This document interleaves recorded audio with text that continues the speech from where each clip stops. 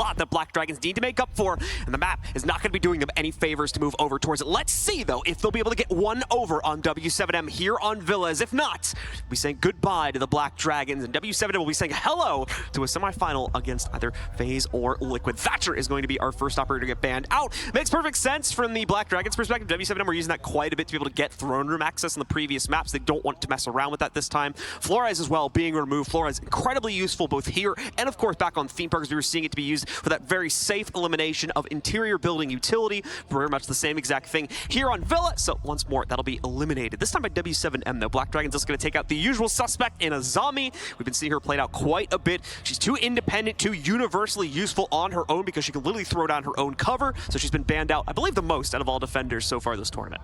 She's the most banned op, period. Overall, yeah.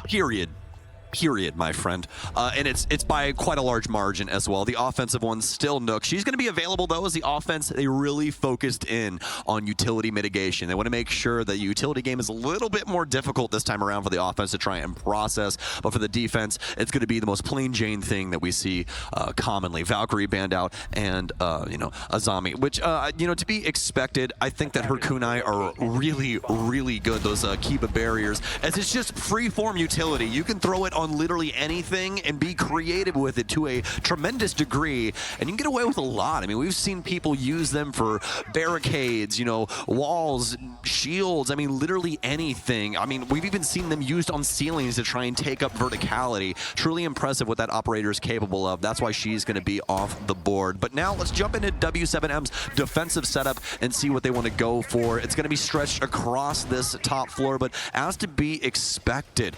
Looking through it here, there it is. I wanted to see if KZ was on his hallmark operator, and he will be. It's going to be the Malusi. I was watching back their game versus Fury last night, and he really likes this bathroom position over here. Loves to play around this area. Also got a pretty cheeky kill inside of that game, actually, through the drone hole inside a bathroom. That was the first time that I'd ever seen that in my life. And in fact, I looked over at John right when it happened, and I was like, if that ever happened to me, I would just turn the game off. I would just quit right there and be like, yeah, that's enough siege for me today.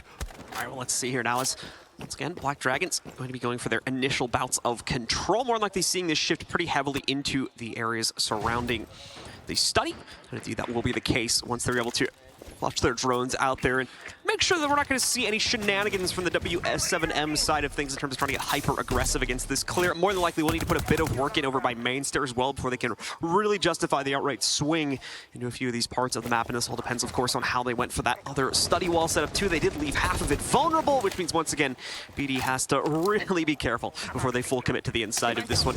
Micro EMP is going to be required here by the Black Dragons, as you see one of those being used right there to deal with a little bit of utility that was hiding up on the wall. First of the micro incendiaries goes out, too, to try and block off access to that main stairs position. Volps is here playing it. You'll note there's not actually a whole lot of utility in that position, at least not necessarily at the top of the stairs for him to play into. He'll have his own personal magnets, of course, but usually get a deployable shield or something along those lines, and not going to be seeing that here from Volps. Nicely done again. The micro EMPs allows them to re-smoke this one out, and immediately W7M are just carving their way through the attack as Black Dragons seemingly had the utility to counter out all these angles, but no, unfortunately not. Even outright aggression from the study window comes out from Herds now to take down Ion and leave it all on Press.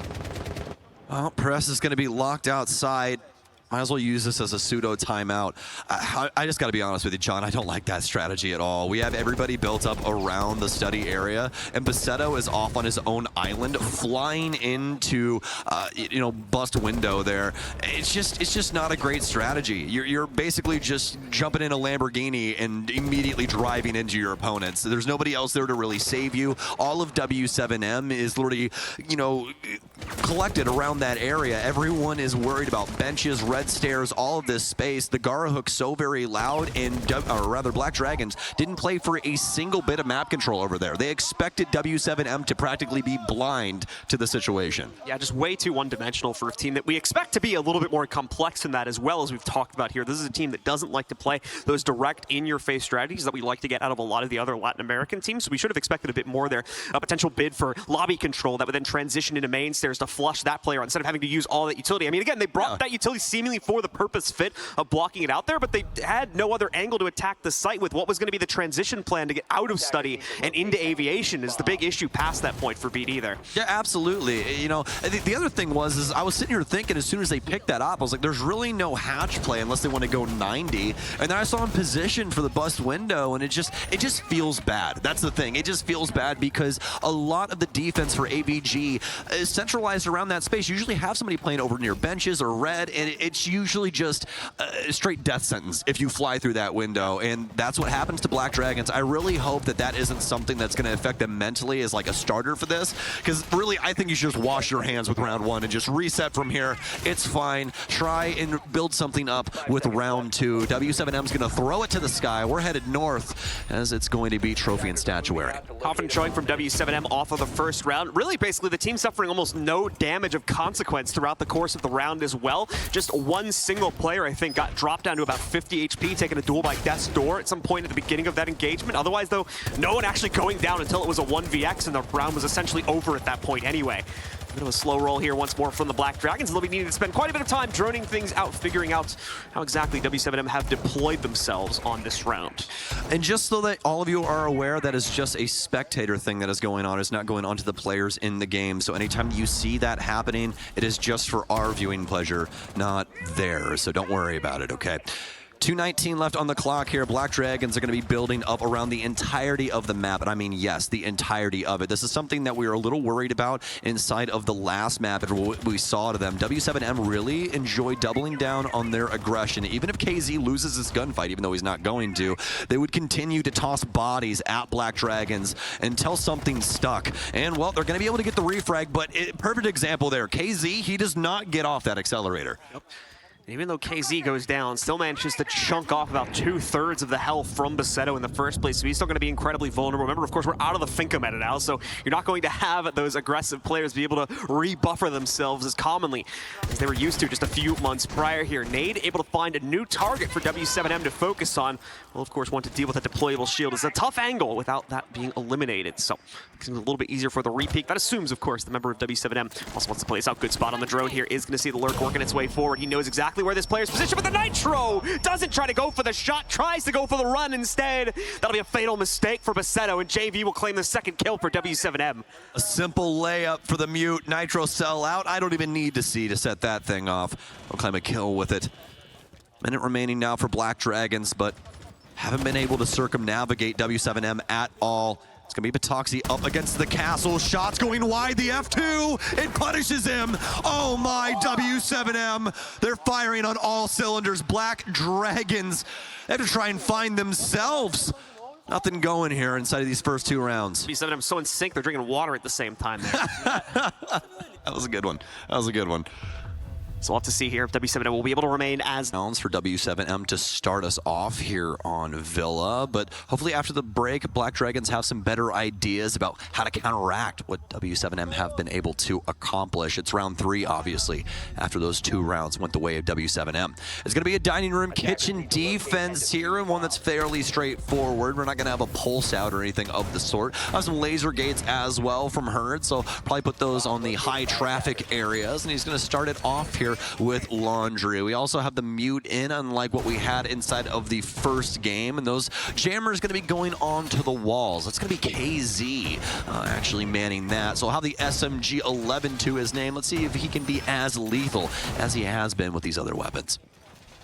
Back to the first floor here, so it is going to ask just a little bit more out of W7M's defense to successfully pick up this round. Black Dragons, of course, bringing out plenty of utility to be able to clear that also. As you can see here, the Nomad being brought out for Patoxy just so they don't have to watch their complete backside as often as, well, at least they would not like to do. And then aside from that, the usual spread of utility to suss out the roam game from W7M that has been quite problematic, like a lot of things that W7M is bringing out here against BD. Well, speaking of bringing things out, Black Dragons we brought out onto the field as W7M finally finished their setup, a pretty extensive one. We'll finally find a home for that deployable shield. Just had to make some rotations and some other things, and KZ feeling himself quite early on here. Device is set. KZ working himself out there, trying to make a play early on, but is caught dead to rights with it by a member of the Black Dragons. Just a little bit too forward on the aggression there from W7M, specifically for KZ. So that will be the first time. I think that Black Dragons are actually going to be able to get that opening kill dead to rights too. It's all been going W7M's way as of the first 2 rounds here. So this is a great opportunity for BD to capitalize on this now and chain it into the site, hopefully giving them their opening round. Black Dragons taking their time here, especially after they got that pick onto KZ. Ended up running outside, really trusting himself on that bathroom swing. It's probably like bad intel on that as well with the jump out there. Maybe thought it was all clear and had something to lead into it, or maybe he heard him finish his rappel. There's a clang. Yeah, there's a big metal clang whenever you finish rappelling in this game. So it's a good sound cue to try and go for hops and stuff like that. So that's definitely what KZ went for there. It's just that hey, this time around, it looks like Patoxy was good for it, you know? So able to get that kill, and thus far, Black Dragons steering this ship well. Got honestly fantastic positioning around the map. Love the Oza shield there inside of Laundry. We're going to continue to push it forward here, looking for a home for this planter. Smokes in now, grenade out, and Ion, he's actually going to be forced forward. This shotgun, yeah, that's usually the result that we see in a position like that. Ion will get taken down. Nade trying to recoup here, but Volps, he's playing this well. M590 out. Nade will take him down. They found a home now. Might be able to get this plant secured. Paceto, he'll start it up halfway through. Looking through the verticality, JV, he's found one, but he can't get the kill. The entire magazine cannot finish this man off. It'll be Herds instead, as he'll drop into Laundry. Herds with a pick, does get the drop going, now on equal levels here, as he's going to be joined by his teammate coming down Astro Stairs as well, but no intel as to the final 2 players from Black Dragons here. Herds, regardless, though, has reached the case position, going to be able to jump onto it. Fury to his left side for the swing, but no, Nade beats him to the punch. JV with the tray, but now he's going to have to figure out the final kill as well. Doesn't have the intel, now he does. He's figured out where that last player has gone towards with the run out happening here. Nade ready to move back in. Will he be able to get this clutch? It's a stick on him. He's got a few extra seconds. He won't be able to take this duel, but he tries to stick it instead. Won't happen. And finally, Black Dragons pick up a round here on the second map. That is the difficulty of sticking in Siege. We are indeed one of the only games that has a loud buzzer when it comes to defusing, and usually gives you a pretty good telltale sign of the situation in there. So Black Dragons will be able to capitalize on that and get their very first round. KZ, really the man of the hour here, and the man of that round that started things off for Black Dragons. Hops out the bathroom, gets over a kill. Black Dragons not too worried about any aggression coming after that. They mostly play the balconies and focus on the really, really close extension so they can try and work their way into like laundry room and things along those lines.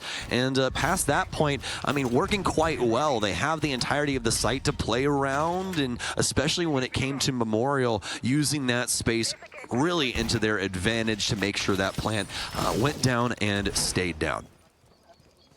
So W7M looking to now re-solidify things after they were unable to hold on to that site, which demands just a little bit more of them downstairs on the inside of the kitchen. Back to the old basics here. We're back when we play this on round number 1. Black Dragons kind of losing this because of their own strategy going into it. A very, very one-dimensional push coming in mainly from Study, and I believe 2 players also trying to push from Death's Door on the north side of the building as well. Just did not really work out for them, so we're going to have to see if they try to change that up at all now for the second go of it. It already looks like there is going to be some pretty big changes this one just in the operator selection department. This is a pretty big departure from what we had previously, so they're going to be trying to set themselves up, I think, a lot better defensively for this push forward. Well, gonna get the Twitch drone in here. Do have a Banshee to worry about, and quite a bit of utility that Ion's gonna be able to soak up with this Twitch drone. I have a couple shots still left in that. I do believe that'll be the last one there for him. But again, so much utility away from W7M. A lot of value out of that one, and a lot of value out of that shot. The first bullet out of the SMG rips Ion's head off. No longer have to worry about the Twitch in her F2.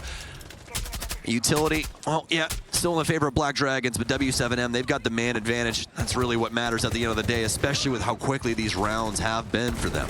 The timing on that shot as well was so nice here for Herds. The second he picks it up and dashes away, that was literally when Perez was beginning to peek into the window that could have very well taken that player down. Nicely played. Look, Herds even wants to play around with it a little bit more too. He's gone back to the window. Ultimately, though, does have to fade away from this one, especially with the timer going down below the first minute marker here. He's going to have to start rotating to rejoin his teammates on the actual site, and Bet you KZ will be doing the same thing here relatively soon. Has some utility support, so we can probably play this out for a little bit longer, but we're already halfway through the round now. The goal, for the most part, has been accomplished, and indeed, KZ has been picked here, so any more aggressive lean-outs will need to start working their way back into the sites. They don't throw away this advantage they got earlier. Herds, though, proving me wrong, as he once again gives us a beautiful headshot to knock out Nade. That's the story at W7M. It looks like it's probably not going to go their way, and then they hit a big frag every single time. Fantastic stuff from them throughout this entire tournament. You can see it's forced Black Dragons to be timid. They continue on this same warpath. They're more than likely going to continue to lose these lives. When it comes to the info game, they've got a solid set, but obviously they don't have nade any longer. So some of these laser gates are going to be pretty difficult to try and deal with. Probably be Paris to try and do that, as he does have that singular flash. But if they try and mistime this, my God. Oh, Herds right now. Herds again. It's a quad for him. He's going for the ace. Let him do it. Repel for the balcony. They know he's there. Take it, Herds. He's going to go down, but the entirety of W7M awaits around the corner. Patoxy, this AK-12, it's an amazing weapon, but I don't know if it'll make you good for 3. He's got the first one. Plenty of time to be able to try and clutch this out, but very minimal HP in order to do so. His Selma charges have worked, but hasn't worked for the rest of the gang. And he's as well when Black Dragons responded to that aggression in kind with their own push, starting things out inside of Master Bathroom, and then it really just snowballed from that point forward as they tried to double down, if not triple down on it, to bring things back under their control. Our key factors here for Black Dragons are the Twitch and the Buck that we saw over near main stairs. We got a part of their story, right? A piece of the puzzle. They were over there trying to see exactly what was going on. What's the roam game looking like? What exactly can we do? And then we fly away from them. Black Dragons are mostly centralized around Master. They're trying to get their execute set up. And what happens is W7M, once things start to work into Master, they rotate back to site, giving up that space to the flank players from Black Dragons. And that's where they step up to the plate. We see that big rotation in from Ion for bench, and that's where everything is just run amok of for W7M. Now they don't have enough bodies to try and manage all the angles. They weren't holding the space over towards the main hallway area, and that's how Black Dragons were able to capitalize. They finally get that crunch they've been sorely looking for the majority of this game. They just keep losing those annex players when it comes down to it.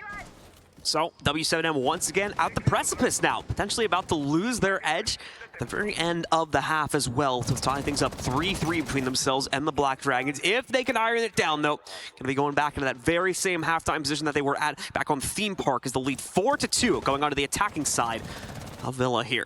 As far as the Black Dragons are concerned, a few other change-ups to their lineup for this last attack as well. The Jackal coming in for Basetto to track out the roam game in the early round from W7M. And as well, when they're ready for the execute downstairs, Patoxy will have those Candelas to add to the equation also. Well, we saw the patience worked out for Black Dragons last time. They've added Jackal this time for Basetto. I really, really like this pick, as long as he doesn't lose his noggin to Herds here. We'll have some practically guaranteed info. A lot of damage coming in on Herds now. In the bore window. Julio going to be on the pulse for this one, as he's extended himself out into the living room area. They are obviously in that kitchen dining space, but this means that Ion, although he doesn't think that he's been found, he will surely be soon. And there it is, the sign of a good pulse player. Got to be checking your surroundings constantly. He's going to keep a bead on him. The Nitro cell out, but he's already walked away. Julio, he went for it, but Ion, he's got that sixth sense. He walks back inside, saving his own life. First Candela dunked in here, trying to get some control over towards Master Bathroom.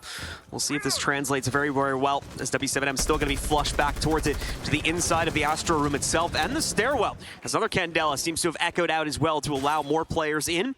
KZ was still a very confident hold behind the Astro desk, though. They are not giving away this room unless they are forced to. They're perfectly fine to take this duel here. I believe that KZ has the hatch to fall back from as well, and I think he just used it. So he's going to be able to rotate back out of there, get himself out of the tough situation, and feels he's confidently wasted enough time away from Black Dragons to go for that move now. I love the confidence here from W7M, playing out the situation to its absolute limit without punishing yourself. They delay all of that time. Black Dragons, they only have a minute remaining, and look at what W7M have been able to accomplish, especially with the pulse play here. Julio's going to keep things lined up. They saw that impact from Herds. He's going to use it out of the art vault, or the gallery. Nice little angle here. Could be the kill he's looking for in Paris. He steps up to the plate, but it's a home run for Herds. Patoxy trying to work his way down Astro stairs. He has the Candelas out. He'll pop one, drops a smoke, but Black Dragons, they haven't hopped two just yet. Trying to use the verticality. They'll finally get a kill back into their favor. The smoke will deal some damage. A Banshee down. They know Ion's inside of the bathroom now.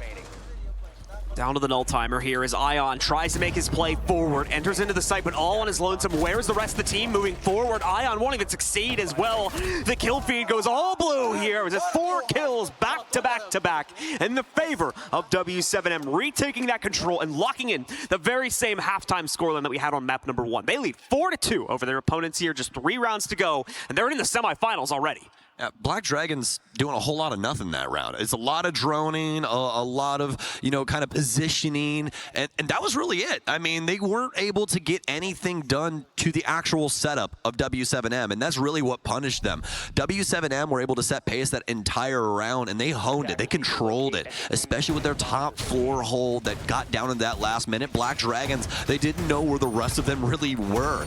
Pulse able to read out a lot of the positioning, and also some big plays there from Hertz as well. Really loved that last little pokeball he had in the back pocket to be able to open things up towards the red hallway over on that portion of the map, punishing Black Dragons as they were simply looking for anything that could be gifted over to them, something to light the powder keg, but all they found was their demise. A 4-2 half here for W7M. After all of that, Black Dragons not looking the greatest, but the good news is that we have switched sides, so got a completely different perspective now and a chance to run up some rounds early here. Black Dragons, of course, with a little bit of a different perspective in terms of how they wanted to set things up here inside of AVG as well, playing more into their utility and more into the delay that can come from that utility, opening up opportunities for them to potentially swing behind them too, such as the Goyo cans that are going to be coming out from Ion, giving them that nice separation between them and their opponents when W7M feels they're going to be ready to push past one of the points where they set up one of those canisters. The mirror window is quite obviously giving them the vision they need into some of these intentional clears, and of course, probably against the study play as well to allow BD to have that initial intel to swing out with also. Plenty more of that too, between the usual setup that we have for this team. Even over to the Warden for Patoxy could be good in the event they get flashed or smoked up. In fact, we do have the smokes in place. There's a very good chance that comes in to help things out in the midst of the actual site execute. Well, JV is going to take a page out of the book that we were talking about earlier. They won't have the Lion, but they're going to have the Doke, and they also have the opening kill on Paris. A huge pick. Not something we saw too often from Black Dragons at this time. W7M have it done before the first minute has even been eclipsed. They're able to get back into the drone game immediately. I don't even think that they've used any of Doke's utility either. So all of this really favoring the offense at the current moment.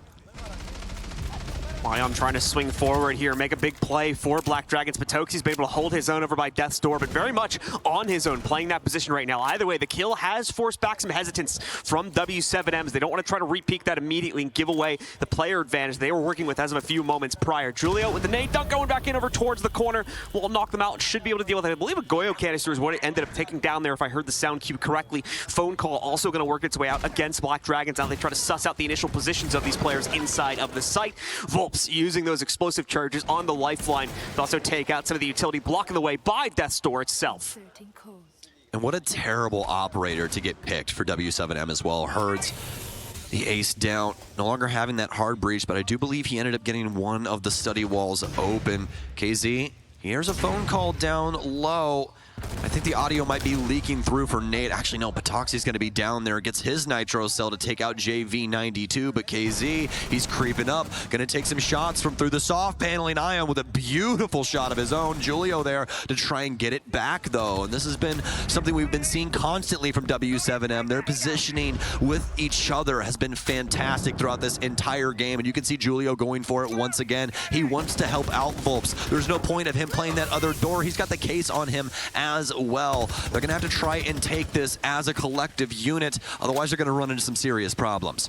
As we saw here, losing the ace was a big issue now for W7M to be able to open up An area like the bar or potentially the supply closet for themselves. But Volps nicely done on the entry yet again, clears the way for his teammate to be able to go for the plant or at least start the process of it. Nitro will interrupt things yet again. Volps needs to hold the line here. The wrap already being made over towards Study. The peek from the first player. The second, we're going to try to interrupt the plant. It does not work out. Nade can't get the exchange on the supporting player, but he does find the planter, bringing it down into a 1v1 now. Volps versus Nade to clutch this one out. Nade will waste no time. Immediately jumps on the counter defuse. Here comes the swing from Volps. He's going to go directly into it, and it's an attempt to stick it, but it won't work out. W7M keeps their lead and gets that much closer to a semifinal. Oh man, you have to feel for the Mira right there, John.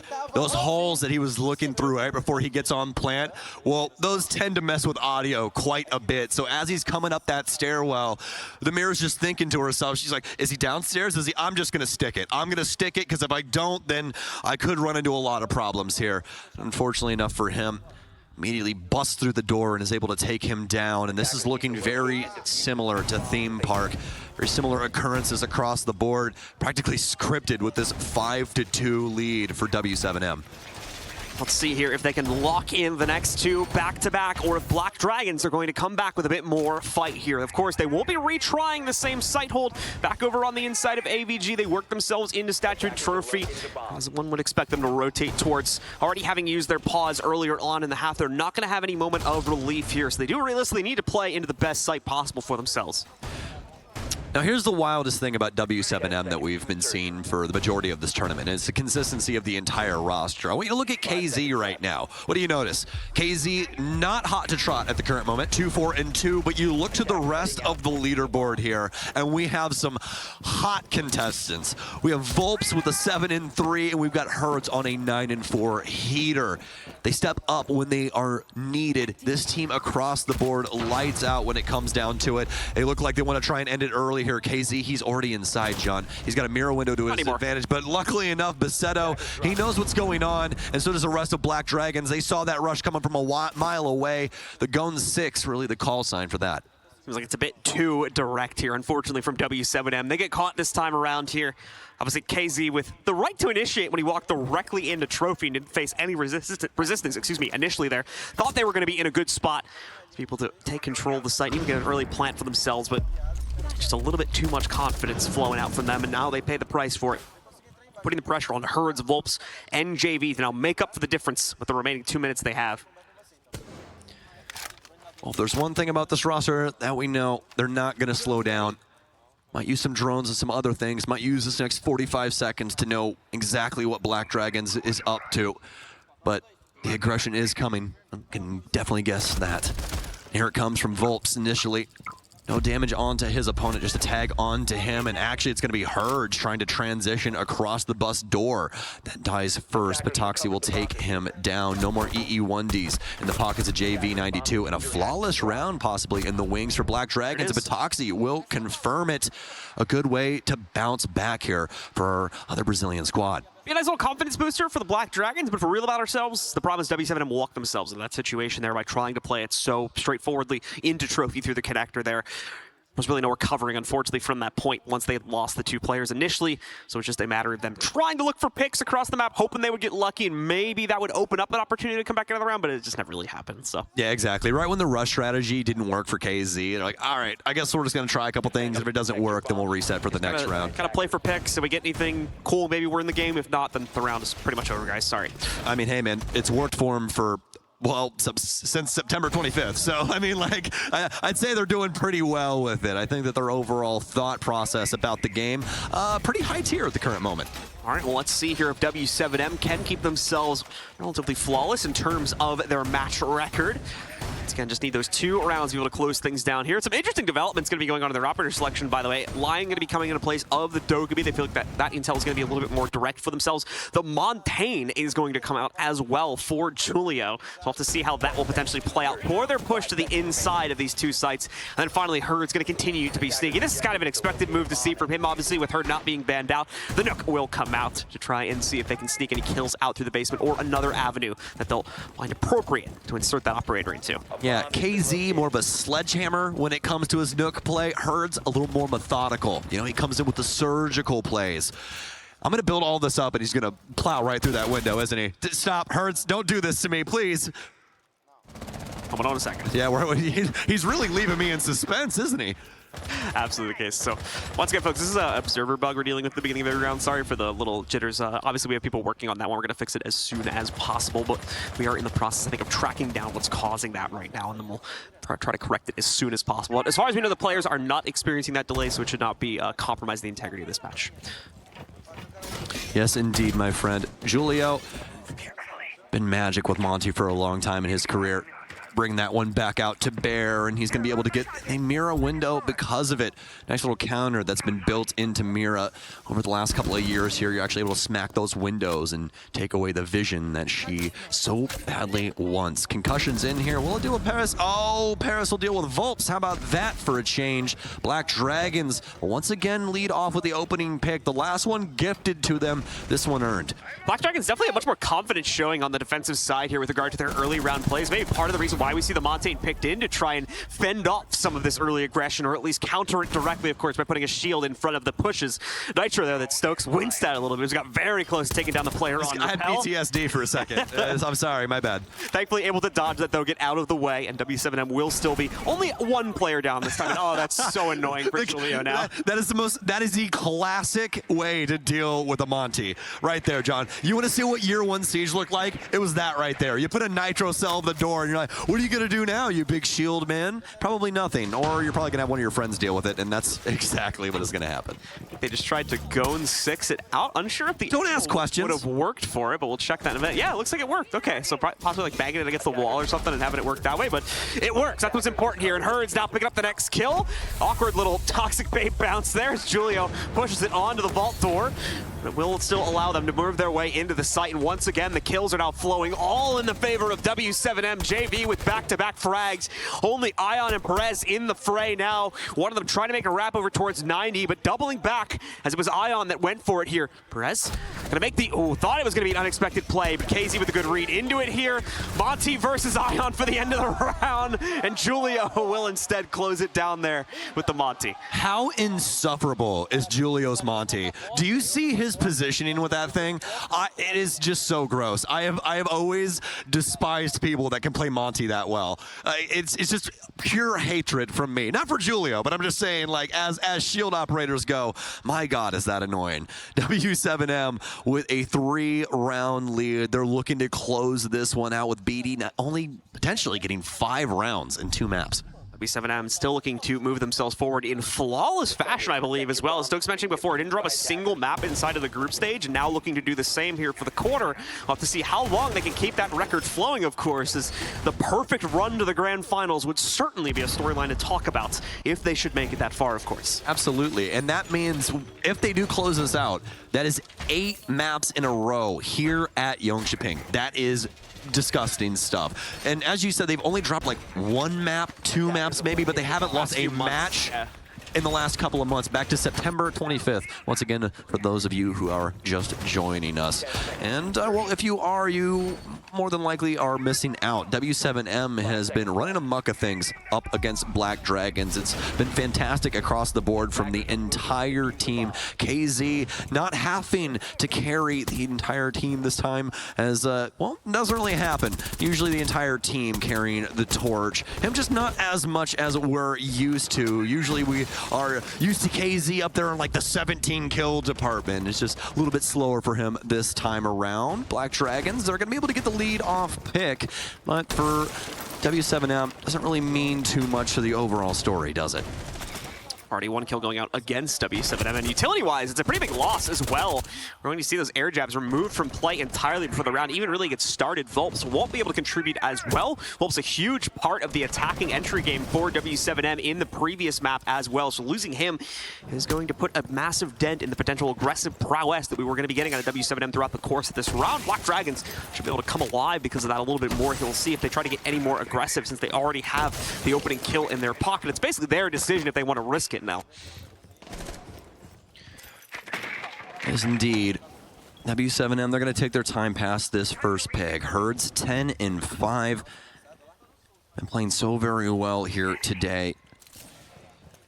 Looks like they want to try and build up here. Try and clear out this top floor. Got a good sense of what's going on up here. It's going to be KZ on a solo mission, 007 in through Master. loses his health sense. But he's going to continue on. The Banshee will discover him. They quickly whip out the Deagle just to get a little bit more movement speed. Able to skimper off here, not die to that angle. Does have EMPs in his pocket, so he can get rid of this Banshee if he so chooses, but obviously pretty loud detail there if he goes for it. W7M playing this one pretty close to the chest over on the master side of the building. Not really wanting to go for this execution just yet. Ion doing a very good job of trying to keep things slow on this top floor. KZ back outside as W7 are going to reposition. Looks like a majority laundry push is what we're going to ultimately end up getting from the spot, as I feel like that's the safest path forward. Beautiful nade thrown in from up on top still, I think. By Herds there, knocks out Paceto. Deals with at least one element of this defense that could have caused problems inside of the plant. Herds as well, just slamming the aim down right onto Ion, knocks him out. W7M now in front of the situation here as it's brought down to a 4v3 in their favor, and JV right off the shield. Nade peeks directly into it. Perez opens up his own death window to KZ, excuse me, and that's just going to leave Potoxi in it now for the 1v4. Good start to it as he knocks down one player, but can't take it any further than that. W7M are seemingly unstoppable here in Jönköping as they shut down the group stage and now shut down their quarterfinal opponent. They're moving forward to the semis. The undefeated Brazilians continue on. Indomitable here. All the way up to semifinals. Headed off by the Lion KZ, but they didn't even need him in this last map. Able to get some things done in that last round, but really the showcasing of Herds and just how much talent they have on this roster overall. Such an amazing team. Cannot wait to see who they play